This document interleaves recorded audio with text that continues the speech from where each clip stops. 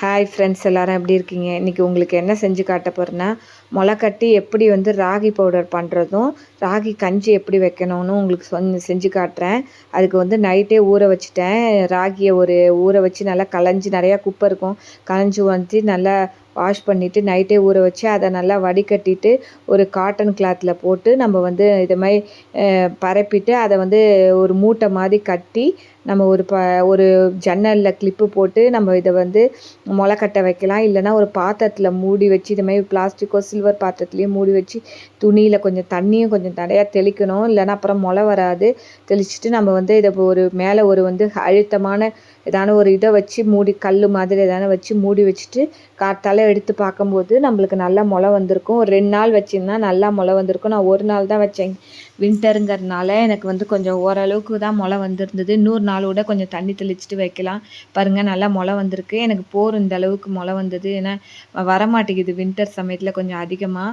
நீங்கள் இன்னும் 2 நாள் கூட வச்சு தண்ணியை தெளித்து முளை கட்டி வைங்க. அதை கட்டி ஒரு பிளேட்டில் நிழல் உணர்த்தி காய வைங்க. 2-3 நாள் அது நல்லா காஞ்சிடும்.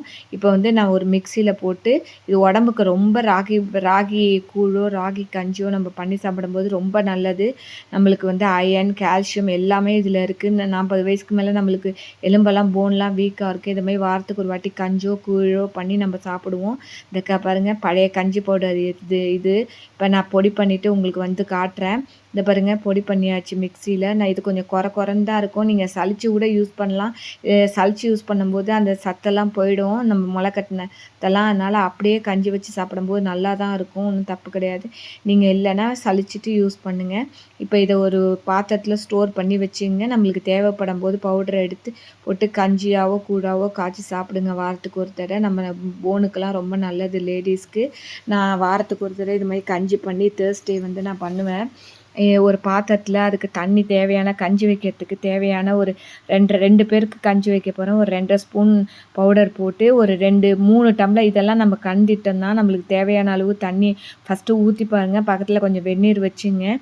இப்போ நல்லா ஒரு விஸ்கை வச்சோ ஒரு ஃபோர்க்கை வச்சோ நல்லா கலரி விட்டிங்கன்னா கொஞ்சம் நல்லா எல்லாம் கலந்துரும், கட்டி தட்டாத. இப்போ ஒரு பாத்திரத்தில் பால் ஊற்றி நம்ம இதில் வச்சுருவோம். நம்ம மைக்ரோவனில் வச்சுருவோம். நீங்கள் இது இருந்ததுன்னா பக்கத்தில் கேஸில் வைங்க. நான் மைக்ரோவனில் டக்குன்னு பண்ணுறதுக்காக மைக்ரோவனில் வச்சுருக்கேன். இப்போ சிம்மில் வச்சு கொஞ்சம் கொஞ்சமாக அதை பக்கத்துலேயே இருந்து கட்டி தட்டாத நம்ம அதை நல்லா காய்ச்சுவோம். காய்ச்சிட்டு நம்ம ஏற்கனவே ஊற வச்சது முளை கட்டினதுனால சீக்கிரமாக வெந்துடும்.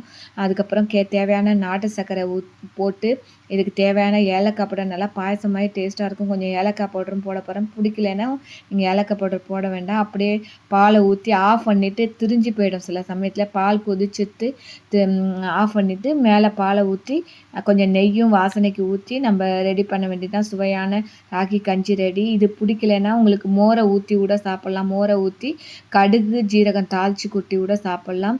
அது மாதிரியும் பண்ணி பாருங்கள். பிடிச்சிருந்தா லைக் பண்ணி, ஷேர் பண்ணி, சப்ஸ்கிரைப் பண்ணுங்கள். Thank you friends.